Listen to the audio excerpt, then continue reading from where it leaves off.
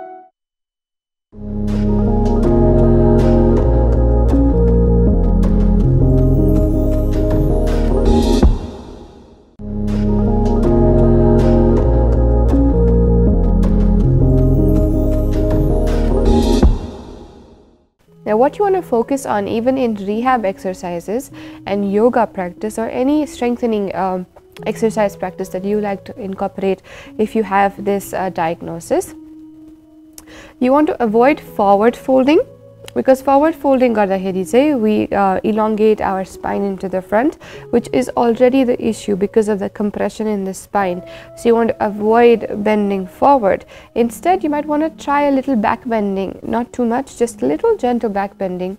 As we have practiced today, your best poses to practice is your baby cobra pose, your bhujang asana. Kindly avoid doing the wheel pose or the chakrasana because that is a little bit too intense for somebody with a lower back issue. But baby cobra, your camel pose, a little bit of a lunge with a slight back bend is also a great practice to have, as shown over here.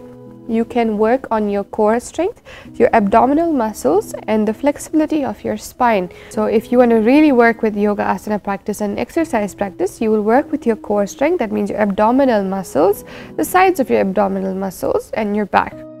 So you want to strengthen and you want to make it a little bit more flexible and easy to move, so you can avoid the pain, you can avoid any mobility restrictions. You can also be a little bit more flexible from that point that feels a little restricted and contracted in. Now, our asana practice is quite relieving of the ache. You will not see any really intense asana poses. You may start with a very gentle seating practice, which is our Sukhasana. Sukhasana, you can just come up and just sit like I am sitting right now. This is your Sukhasana. You want to make sure you keep it very relaxed, very slow paced, no jerking movements, no sudden movements. And another tip you want to keep in mind is a little compulsory to practice and keep in mind is your back should not be rounding in. So you see the hunch that is coming into my shoulders right now. This is a very poor posture to practice, especially if you have a herniated disc. What you want to do instead is you want to drop your hands to your knees, sit up straight, drop your shoulders back so your chest can be nice and relaxed. And now you're in the correct version of your spine. And when you're trying anything such as again back bending or sitting up straight, drop your shoulders behind and draw your chest out. That way it becomes easier to bend backwards, and the muscles that need to work in that particular asana, they are doing its job. If you also find yourself having tight hips or a little tight pelvic floor, that means your pelvis feels a little tight, your glute muscles feel overactive, you might want to also start working with mobility and flexibility of the lower of your hips and your lower back. Try and avoid extreme movements, because now that you have a herniated disc, that means there is a little bulge in the spine. That means your spine and the nerves are already compressed. So you want to be more kind with yourself and not push and do too much. You might also want to avoid going to the gym and lifting heavy weights. You can go to the gym and practice general stuff. Also, you want to watch the kind of shoes you're wearing in terms when you do cardio. If you try to walk on that treadmill, if you do a treadmill machine, or if you like to run and walk or brisk walk, what you're going to stay aware of is the shoes that you wear. So the soles of the feet of your shoes should be nice and shock resistant, so that helps you keep your back healthier. In case even if you don't have a herniated disc, be very aware of the kind of shoes you're wearing. The sole of the shoes, say how soft is it, how many inches worth of softness is it there in the sole of the foot. When you jump on your toes, do you feel a shooting pain come up into your legs? If not, that's a great pair of shoes. But if you do feel so, you might want to check the soles of the shoes and see if you have a herniated disc. You want to avoid wearing heels. Also, if you have ever been in a situation where you've had a slip disc, spondylitis, or cervical problem, you want to avoid wearing very high heeled shoes or boots.